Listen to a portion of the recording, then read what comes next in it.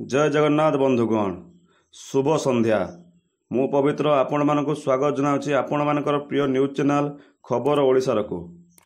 आसतु जाणीनेवा कौन रोचे आज संध्यार टॉप न्यूज गुड़िक। तेलंगाना सरकार चाषी मानक देइछन्ति बड़ भेटी। निकटरे तेलंगाना सरकार कृषक मानकर ऋण छाड़ करछन्ति। तेलंगाना सरकार 31,000 कोटी टंकार कृषि ऋण मुक्त करिछन्ति। तेणु प्रत्येक चाषी 2 लाख टका पर्यंत ऋण छाड़ पाई परिबे।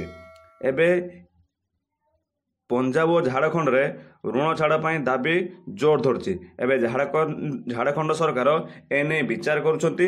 महाराष्ट्र रे आगामी विधानसभा इलेक्शन अछि। एने सेठारे प्रभाव देखा मिल पारे। तेलंगाना सरकारंकर एही निष्पत्ति द्वारा 40 लाख ऊर्ध्व चाषी उपकृत हेबे।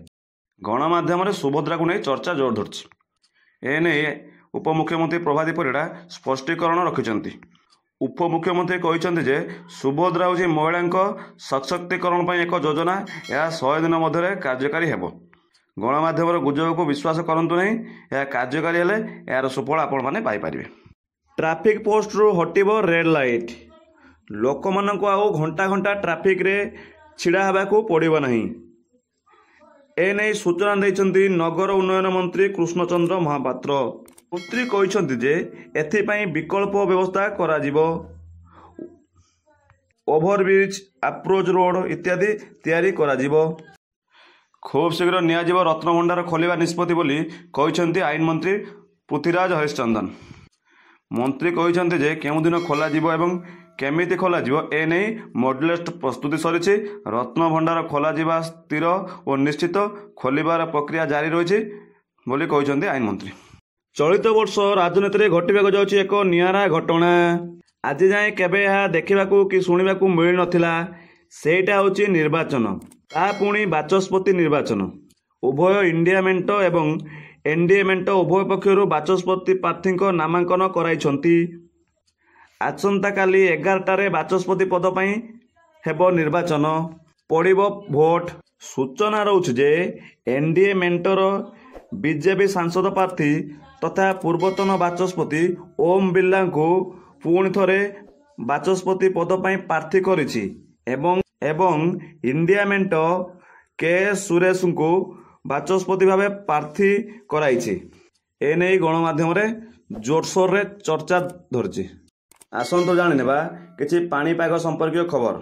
बंगोपसागर रे दाना बांधुछि घूर्णिबलय।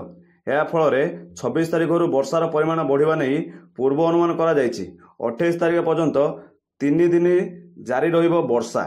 भुवनेश्वर आंचलिक पाणीपाग विभाग सूचना अनुसार 26 तारिख किछि जिले में वर्षा लगी रहिबो। सेगुड़ी है मयूरभंज, केन्दुझर, गजपति, रायगढ़, कलाहांडी और कोरापुट। 27 गंजाम, रायगढ़, कोरापुट प्रबल वर्षा हेबाकू थिला बेले राज्यर अन्य अंचल मध्यम स्वल्प धरणर वर्षा हेबा नहीं पूर्व अनुमान करिछि आंचलिक पाणीपाग विभाग। 28 रायगढ़ और कोरापुट रे वर्षार परिमाण बहुत रहिबो।